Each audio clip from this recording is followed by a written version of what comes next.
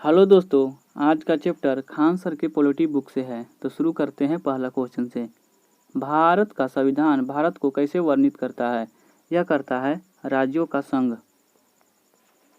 सार्वजनिक हित याचिका की संकल्पना की शुरुआत कहाँ से हुई थी? यह हुई थी यूएसए से। निम्नलिखित में से भारतीय संविधान के ऊपर सबसे अधिक किसका प्रभाव पड़ा है? यह पड़ा भारत सरकार अधिनियम 1935 का। संविधान की संरचना की परिकल्पना का उद्भव सबसे पहले कहाँ हुआ था? यह हुआ था ब्रिटेन में।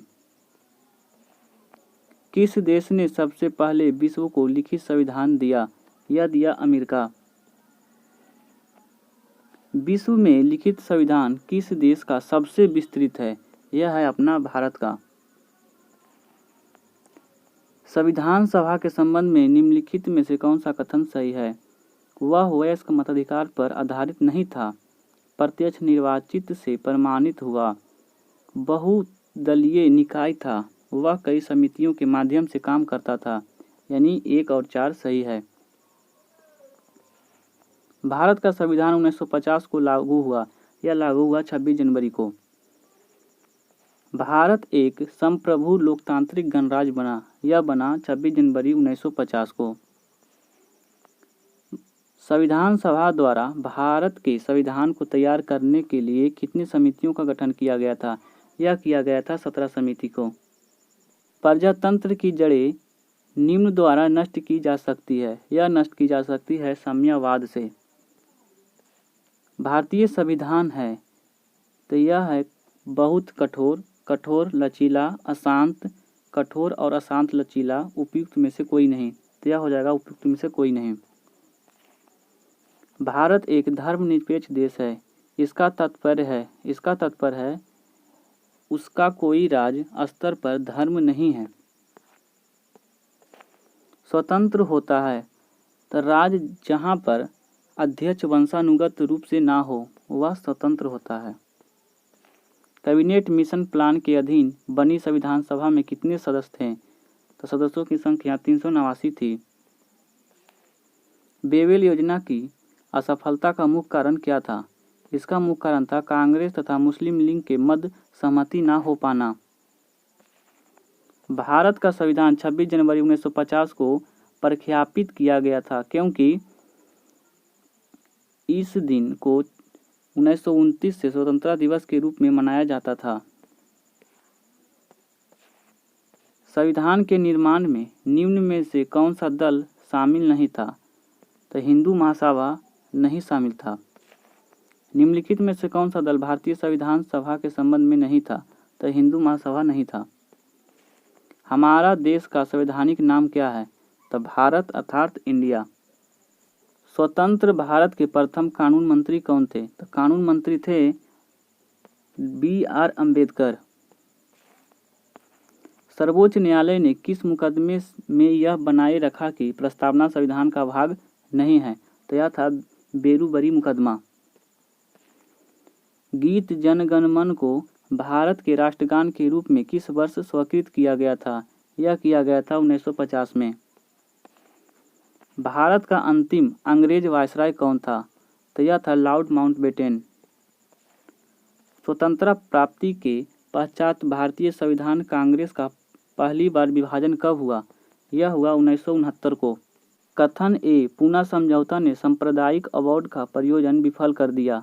कारण आर, इसने अनुसूचित जाति एवं अनुसूचित जनजाति के लोगों के लिए संसद एवं राज्य विधानसभाओं में सीटों का आरक्षण के मार्ग को प्रस्तावित किया। तो इसका आंसर सही है। ए और आर दोनों सही है। आर ए का सही व्याख्या करता है।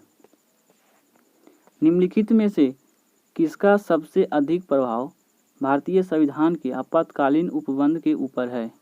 यह है जर्मन के वाइमार संविधान। अनुपातिक प्रतिनिधित्व ऐसे देश के लिए आवश्यक नहीं है जहां हो जाएगा इनमें से कोई नहीं। निम्नलिखित में से संविधान का कौन सा एकात्मक लक्षण है? यह लक्षण है राष्ट्रपति किसी भी राज्य का शासन अपने अधिकार में ले सकता है यदि संविधानात्मक मशीनरी ठप पड़ गई हो। एकल संगठित न्यायपालिका राष्ट्रीय आपातकाल की घोषणा के दौरान, यानी ये सभी। संविधान की प्रारूप समिति के समक्ष प्रस्तावना को किसने प्रस्तावित किया था? यह प्रस्तावित किया था जवाहरलाल नेहरू ने।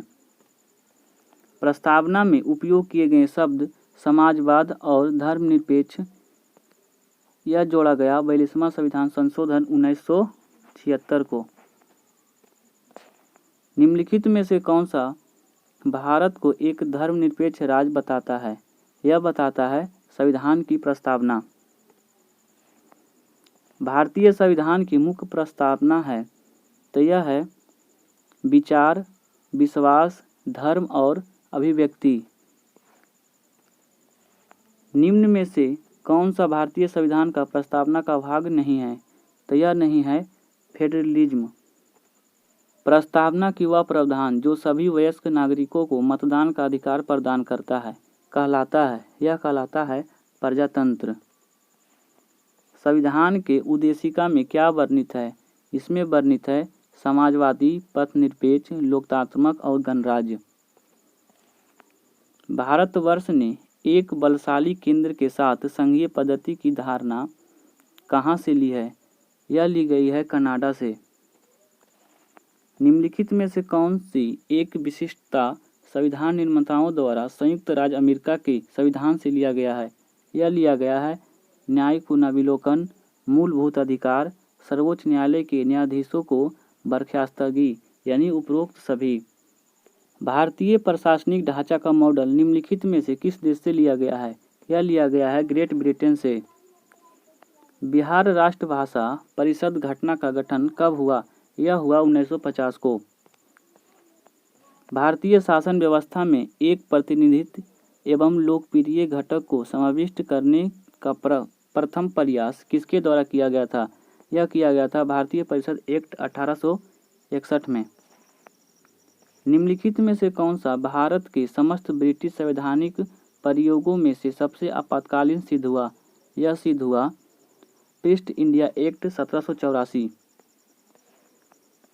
विभिन्न धार्मिक संप्रदायों तथा अन्य दलों द्वारा प्रदर्शित की गई अलगाववादी प्रथा निम्नलिखित में से किसका विशिष्ट लक्षण था?